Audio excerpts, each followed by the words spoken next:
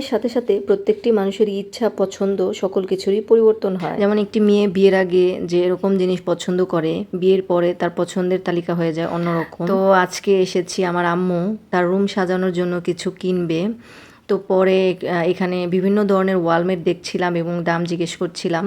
তো ভাইয়া বললো কোয়ালিটির উপর জিনিসের দাম হয়, যেমন এগুলো 3D প্রিন্টের আঠা দিয়ে লাগানো আর যে ওয়ালমেটগুলো সেগুলো আপনি দেখে বুঝতে পারবেন না কোনটা কীরকম। সে আমাকে দুটো দিয়েছিল, আমি আসলে পার্থক্য বুঝছিলাম না, কিন্তু একটার এই নীলটার ছিল একটু দাম বেশি আর যেটা ফুল সেটার দাম একটু কম ছিল। পরে বললো এগুলো কোয়ালিটির উপরে দাম হয়। যাই হোক, আমার আম্মু একটা নিয়েছিল গ্রামীণ দৃশ্যের মধ্যে, ভিডিও শেষে আপনাদেরকে দেখাবো। তো সেখানে শেষ করে চলে আসলাম ফুলের দোকানে। আসলে কুটির শিল্পে যারা এসেছেন তারাই জানেন যে এখানে আসলে কিনি বা না কিনি দেখেই শান্তি।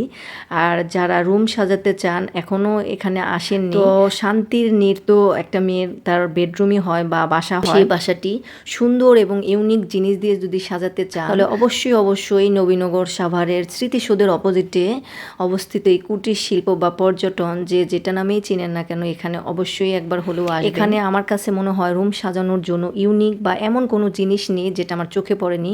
শুধু রুম সাজানো নয়, এখানে কসমেটিক বলেন, মানে প্রায় সকল ধরনের জিনিস ওখানে পাওয়া যায়। তো আমি সকালের দিকে গিয়েছিলাম বলে অনেক দোকান বন্ধ ছিল, যার কারণে আপনাদের ইউনিক কিছু শো পিস আমি দেখাতে পারিনি।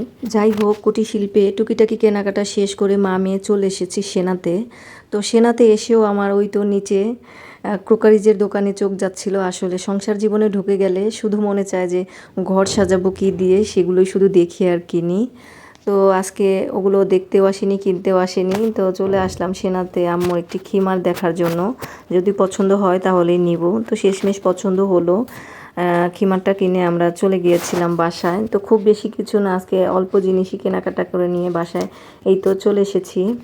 আজকে এইটা ছিল আমাদের আজকে মা মেয়ের কেনাকাটা। এখানে আম্মুর এই তো হিজাবটা, তো আপনারা বলবেন কমেন্টসে যে হিজাবটা দেখ কেমন হয়েছে। আর ছিল মাটির দুইটা, ওই যে আমি এই দুইটাতে গাছ লাগাবো যার কারণে কেনা। তো কেমন লাগবে বা গাছ লাগানোর পরে আপনাদের ইনশাল্লাহ দেখাবো।